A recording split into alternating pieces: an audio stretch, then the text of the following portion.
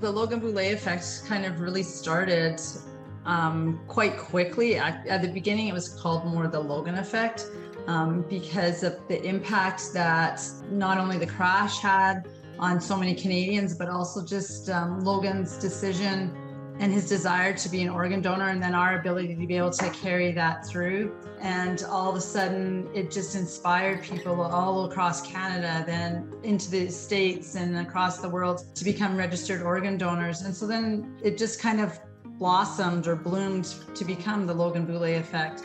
Logan was inspired by his trainer, Rick Suggett. Rick Suggett trained Logan in fitness, and Rick passed of a cerebral brain hemorrhage on June 27, 2017. That really disrupted the boys, and it really affected Logan the most. And then he just announces that, I want to be an organ donor like Rick. If he can save 6 lives, so can I. I'm going to sign up on my birthday.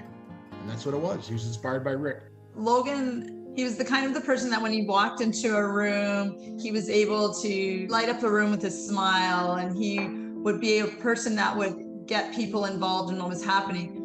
But he was not the kind of person that was like, hey, look at me, look, I'm here. All of this, I'm quite sure he would say, like, this is a little bit much. I don't need all this recognition. I don't need to have like the Logan Boulet Effect.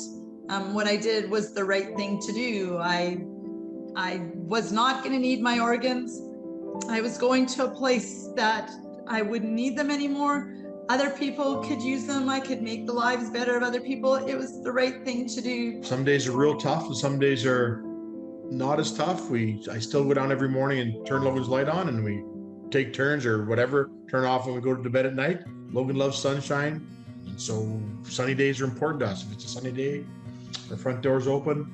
And it's those little things like that that make it easier for me. And we all grieve at different levels and different patterns. We've learned that from counseling and talking to people and getting advice from people we don't ask for, but we get it. And most of the time it's bang on. As Toby said, some days you just roll right along. It's like nothing happened, and then something will happen and it just like impacts you, and you're like, oh yeah, I remember now, like, that this happened. As we get closer, it's like, oh yeah, this is what I did 3 years ago. This is what we did 3 years ago. And so those kind of things are all hard.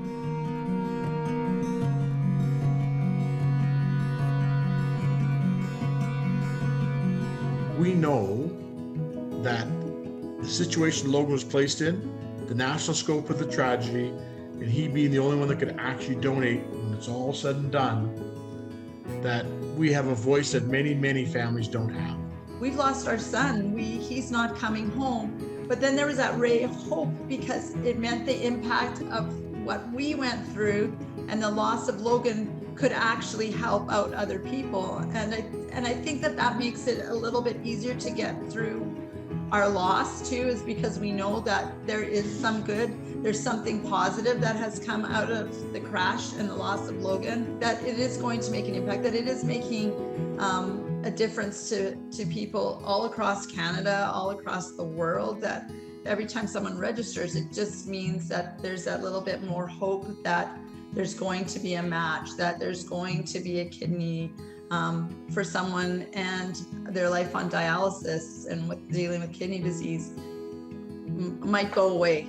And that's that ray of hope, or that sunshine. That took a little bit of time to, like, why does this make a difference to you? Now we much more understand that than we did before. I'm becoming thankful and happy to help people to do what they need to get done. It's getting easier to share the joy that people have, and it's genuine joy. And sometimes it's like awesome. It's awesome. It is.